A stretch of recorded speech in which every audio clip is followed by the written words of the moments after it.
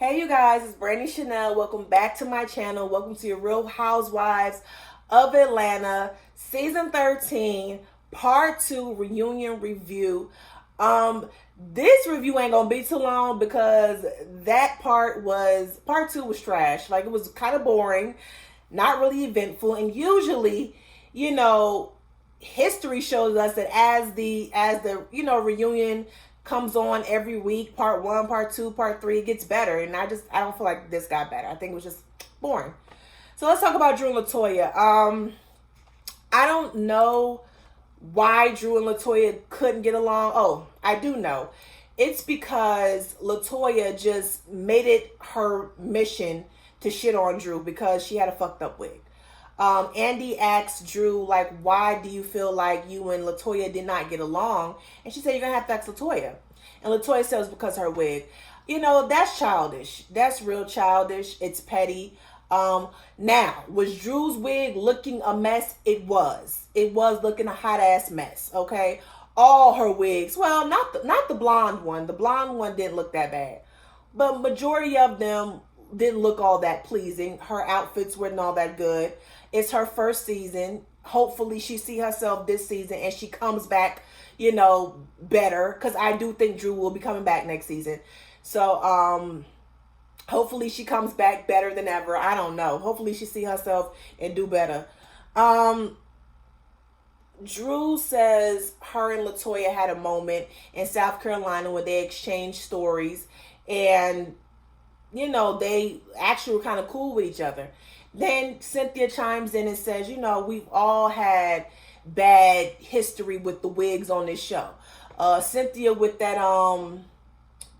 this season, she had one wig with her and Mike when she was weighing herself. I said, no, ma'am, you look like a grandma. Leave that alone. She also had some wig, I think when she first came on the show, it was like a little synthetic looking bob, and she had some little wrap around it. Nene is known for some bad wigs. Nene has some bad wigs. That when she was with Phaedra and talking about Candy, and she had that wig up looking crazy. Let's see. Candy. Okay, Candy with that curly crochet wig looking thing she had, some seasons ago when her and Todd had gotten engaged or something like that. So she didn't have some pretty. Everyone had some bad hair moments except for Kenya and Porsche. I don't remember Kenya and Porsche having any bad hair moments, but everyone went through that. So for Latoya to make it a big deal and make it something that she poked fun at Drew about was pretty childish. So then Kenya wants to come in and talk about Drew, talking about her business and putting up a picture of her hair, her weave or something like that she had. I wasn't mad at Drew for that because Kenya, you didn't say anything, but you were kind of kikiing and co-signing with Latoya and making little rude remarks. So Drew clapped back at your ass. This is what I don't like about Kenya and Giselle. Okay, yeah, they make fun of people, talk badly about people, and then when somebody claps back at them, they went too far.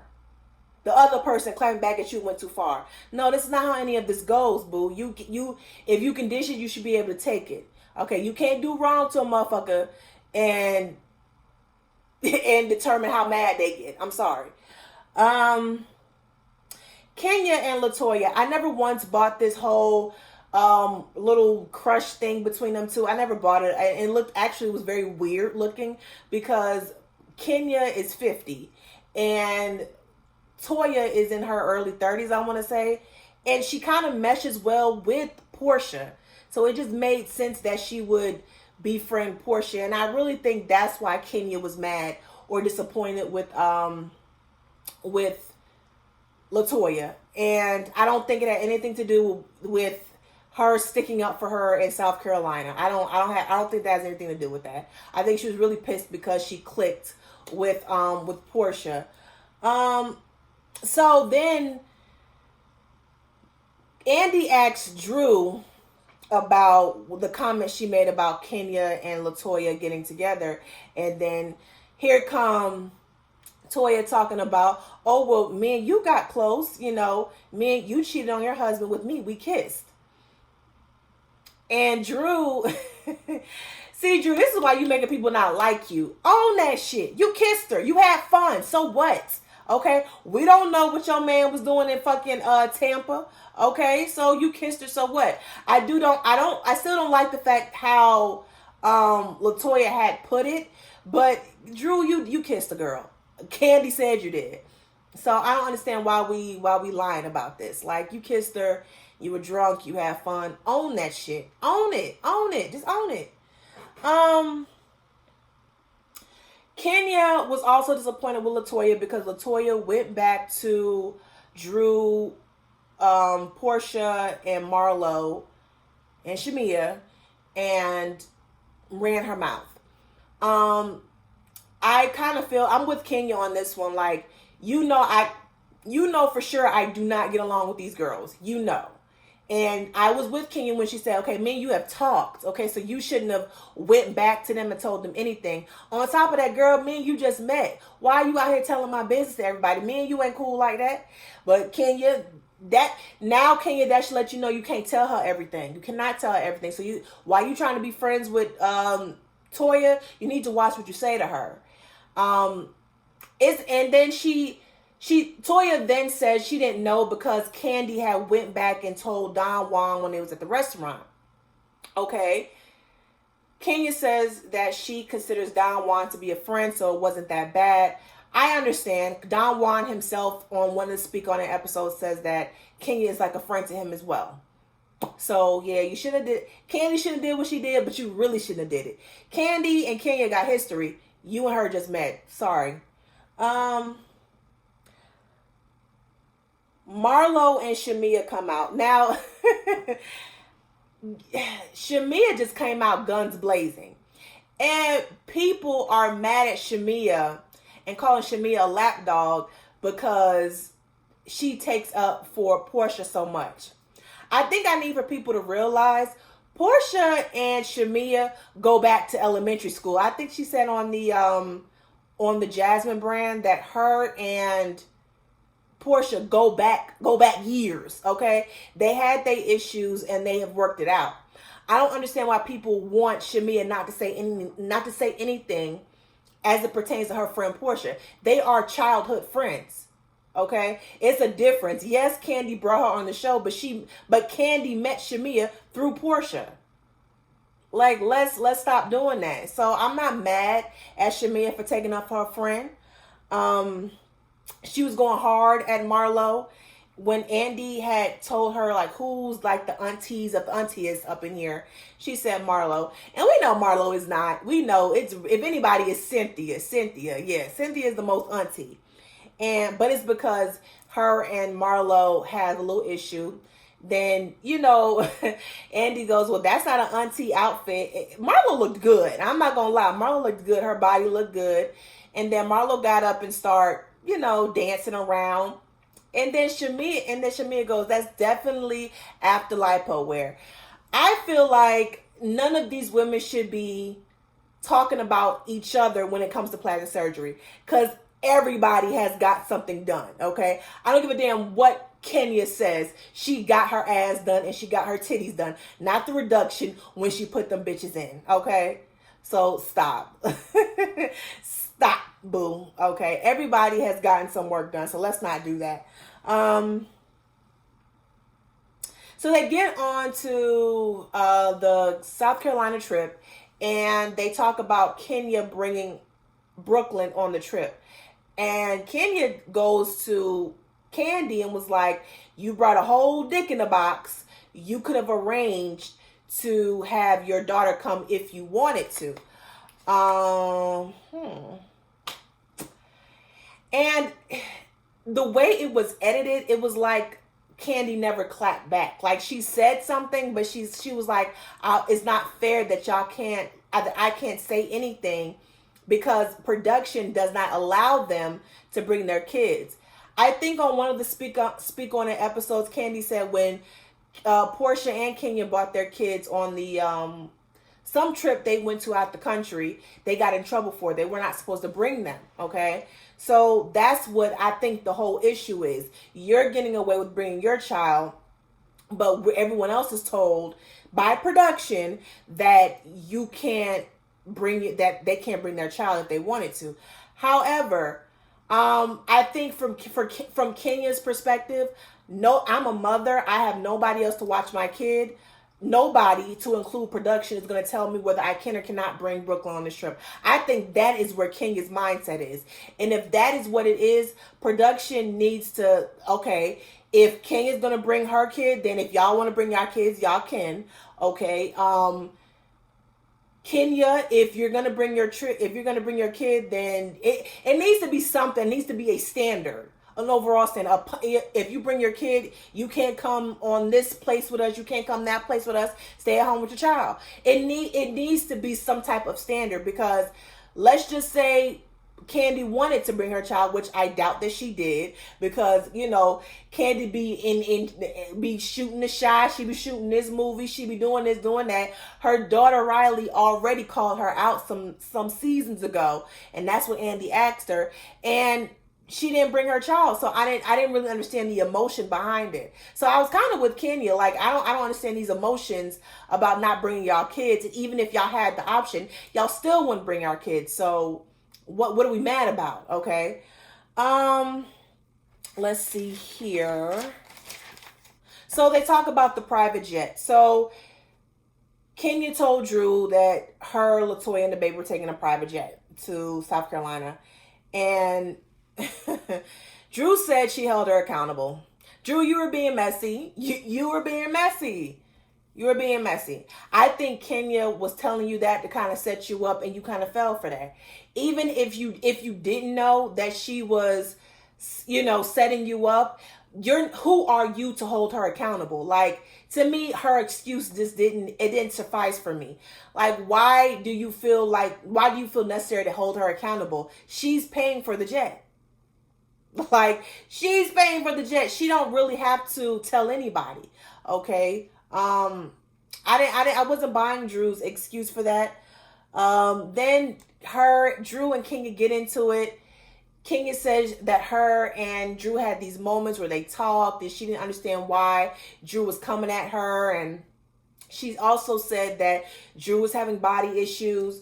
Drew gave this whole soliloquy about what's going on with her body. I'm just like, okay, I get it. So I get it. And I think that Kenya saying something about Drew's body was a dig and it was shade.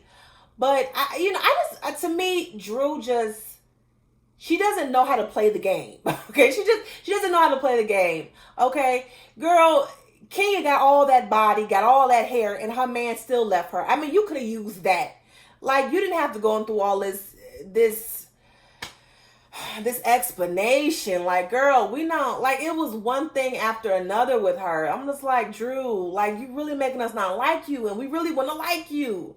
We do, but I have sadistic fibrosis. I don't know what she said. Something to make her bloat really bad, especially during the time of the month. And thank you for talking about the body issues. Girl, go get with Marlo and get you some liposuction. Okay, don't be ashamed, because all them women and got something done. Okay, just go get with Marlo and ask who did her liposuction, because she looked good. It's not that deep. It's not that deep. Kenya calling Drew a broke bitch because she split the check.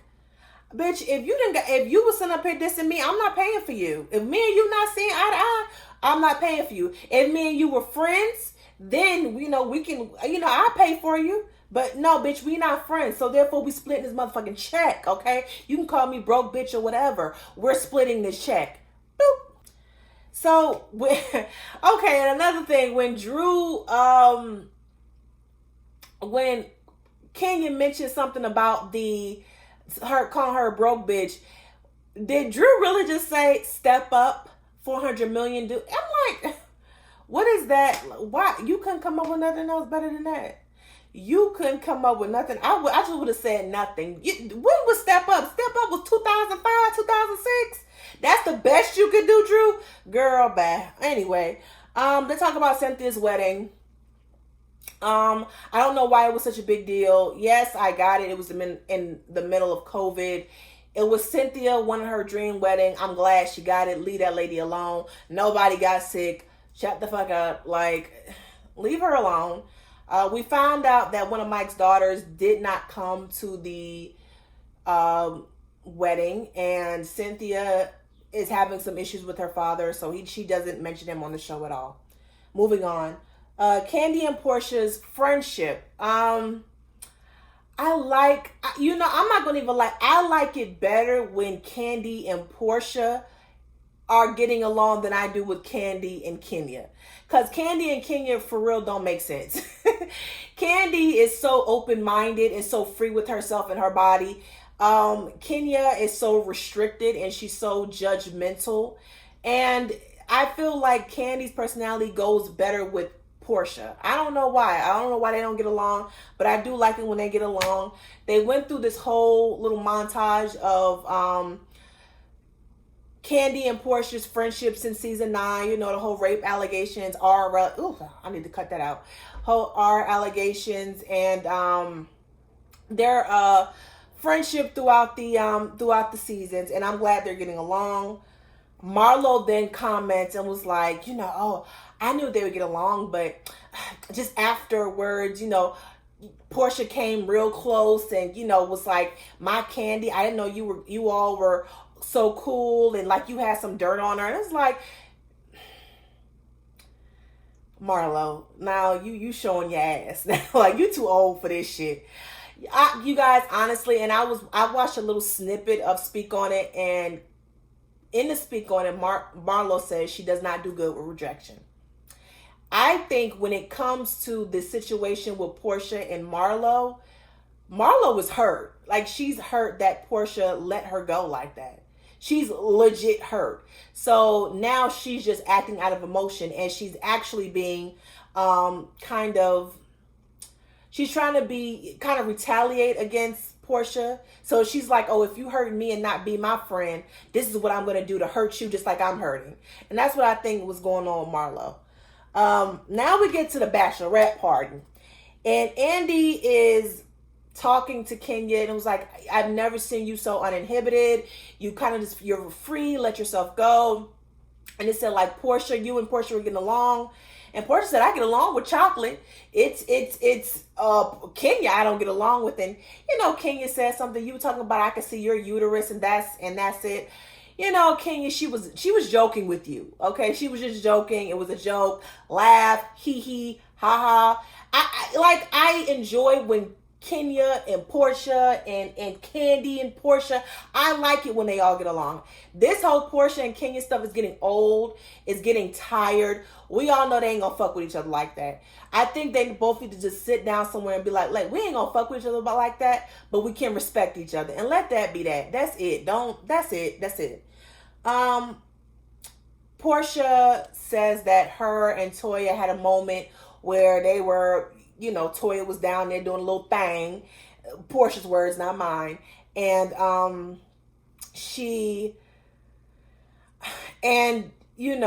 pains were still on, so she didn't go full out. Latoya didn't fully, yum her out or whatever the case may be. But I like this I love the whole conversation. Everyone is letting their guard down, not being so stuck up, being free with themselves, being free with their sexuality. I like that. I don't like this whole stuck up shit they got going on. And Andy, he basically saying the same thing I'm saying. Like, I'm glad that you all, were able to, just let yourselves go and then, just be free with yourselves. And then here come Marlo. I call BS because I don't understand why Shamia was there and she can say that it wasn't her. But when I say it, it's an issue. Let's be clear. Portia stopped being cool with Marlo because Marlo started being cool with Kenya. Period. Okay? Period. And when Portia's sitting up there trying to play dumb like, we were cool. Okay.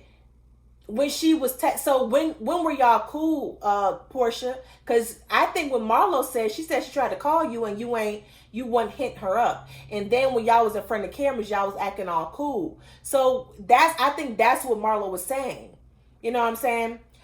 Portia and Marlo start going back and forth and, you know, Marlo's like, you sit up there with your crown. Here you go, Porsche. Well, I'm not even wearing a crown, but I'm glad you can see it. I was like, yes, bitch. I'm there for that. I'm here for it. I was here for that read. And then, you know, Marlo said something about her face. Porsche said something about her body. Her body. You got that body. But what about that body? That was funny. That was funny. Then here go Kenya. Childish. Bitch, was it childish when she just said, like, Kenya, shut the fuck up. Like, Kenya just jump at any chance to get with Porsche.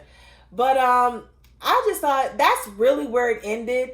That's really where it ended, you guys. It was okay. It was a snooze fest. I think the production is getting lazy. We need to just take all these girls away. We can keep Latoya. I'm here for Latoya staying. I am here for Latoya staying. I've changed my mind. Drew, we can have Drew. And some other new girls, because I don't want to see them no more. I can take or leave Porsche. I'd rather see not Kenya. I can take or leave Kenya. Cynthia, Candy, they can go. Marlo can even go. I just don't want to see them no more, because I want to see some new girls and new journeys we take it with new girls, because this is getting stale. It's getting lazy. These women do not genuinely like each other, and it comes off so fake on TV. Like, even with Candy and Porsche, why do you all have to work that hard to get along? It's such bullshit. But anyway, you guys, that is my review on Real Housewives of Atlanta season 13 reunion part 2. Tell me your thoughts down below. Don't forget to like, share, comment, and subscribe to my channel. Until then, you guys have a great evening.